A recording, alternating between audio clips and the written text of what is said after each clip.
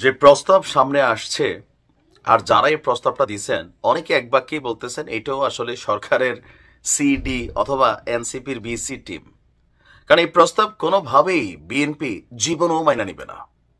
আজকে বেগম খালেদা জিয়ার বাংলাদেশে আসা এবং কি ডক্টর জুবাইদা রহমানের বাংলাদেশে আসার পর যে দৃশ্যপট সারা বাংলাদেশ দেখছে, এতে কোনোভাবে সন্দেহ নাই যে নির্বাচন হইলে বিএনপি একাই ক্ষমতায় যাবে। সো বিএনপি কোনোভাবেই এই মুহূর্তে ক্ষমতাকে ভাগাভাগি করা অথবা জামাতকে সাথে নেওয়া অথবা ডক্টর ইউনূসকে প্রেসিডেন্ট বানাবে মনে হয় না বিএনপি আসলে এই ধরনের সিদ্ধান্ত নিবে। বিএনপি ক্ষমতায় গেলে দুইটা জিনিসই হবে, হয়তো জনাব তারেক রহমান তিনি প্রধানমন্ত্রী হবেন, বেগম খালেদা জিয়া প্রেসিডেন্ট হবেন, অথবা বেগম খালেদা জিয়া প্রধানমন্ত্রী হবেন, তারেক রহমান প্রেসিডেন্ট হবেন। এর বাইরে এইসব পদে ডক্টর ইউনূসকে জীবনেও বিএনপি বসাবে না, অন্য কোনো দলও বসাবে না। এটাই হচ্ছে বাস্তবতা। অন্তর্বর্তী সরকারের প্রধান উপদেষ্টা ডক্টর মোহাম্মদ ইউনূসকে রাষ্ট্রপতি এবং বিএনপির ভারপ্রাপ্ত চেয়ারম্যান তারেক রহমানকে প্রধানমন্ত্রী করে জাতীয় সরকার গঠনের প্রস্তাব দিয়েছে নতুন দল জাতীয় ঐক্য এবং সংহতি পরিষদ। আমি এই দলের নাম শুনি নাই, আজকে শুনলাম। নাম না শোনার কারণ হচ্ছে 5ই মে তারা জাতীয় প্রেস ক্লাবে আত্মপ্রকাশ করেছে নতুন এই রাজনৈতিক দলটি। মুড়ির মতন জায়গায় জায়গায় খালি রাজনৈতিক দল তৈরি হচ্ছে। তথ্য বলছে গেল 8 মাসে প্রায় 30টার কাছাকাছি রাজনৈতিক দলের আত্মপ্রকাশ ঘটছে। এগুলো সবগুলাই এনসিপি, বিসিপি, ডিসিপি যারা আছে এদেরই ভাই ব্রাদার।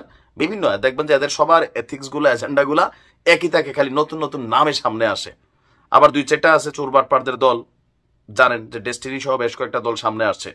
আচ্ছা, সভায় নাজমুল হককে আহ্বায়ক করে 20 সদস্য বিশিষ্ট কমিটির এই নতুন দলটি জাতীয় সরকারের রূপরেখা এবং নতুন মন্ত্রিসভার আনুপাতিক হারের একটা প্রস্তাবও তুলে ধরেন। ডক্টর ইউনূস হবেন রাষ্ট্রপতি, বদিউল আলম মজুমদার উপরাষ্ট্রপতি, তারেক রহমান প্রধানমন্ত্রী, জামাতের আমির ডাক্তার শফিকুর রহমান উপপ্রধানমন্ত্রী। এরকম হবে জাতীয় সরকারের রূপরেখা। এখন জাতীয় সরকার কি কোনো রাজনৈতিক দল চাইছে শুধুমাত্র এনসিপি, এছাড়া অন্যরা ওরকম ভাবে জাতীয় সরকার চাচ্ছে না। আবার ভিপিনুরও মাঝে মাঝে জাতীয় সরকারের কথা বলে।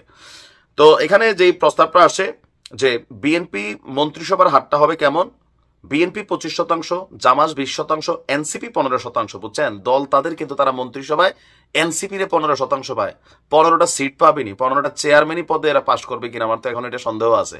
এদের বিরুদ্ধে যেই পরিমাণ দুর্নীতি লুটপাটের অভিযোগ বিভিন্ন জায়গা থেকে আসছে, তো এখানে ওই জায়গাগুলো নাই। আচ্ছা, এরপরে বলছে ইসলামী আন্দোলন 5, গুরুত্বপূর্ণ ব্যক্তি 10%, অন্যান্য রাজনৈতিক দল থেকে 25% সদস্য নিয়ে নতুন মন্ত্রিসভা গঠনের প্রস্তাব পেশ করে নতুন দলটি। মোটামুটি ক্ষমতাকে মানে পুঁজি কইরা ধান্দা করার জন্য যা যা দরকার, হ্যাঁ, সবাই মিল্লা জিল্লা খাইবো যেন কেউ বিপদে না পড়ে। আপনি দেখছেন গণহারে কিভাবে মন্ত্রীর জন্য আনুপাতিক হার দিছে। মানে আমার কাছে আশ্চর্য লাগে যে এই দলগুলা কি বুঝে আত্মপ্রকাশ করে, টাকা কই পায়, এদের ভোট কয়জন আছে, তার বউ তার বাচ্চা কাচ্চা তারা ভোট দিবে কিনা, এগুলো তো সন্দেহ লাগে। এই জাতীয় সরকারের দরকার নাই।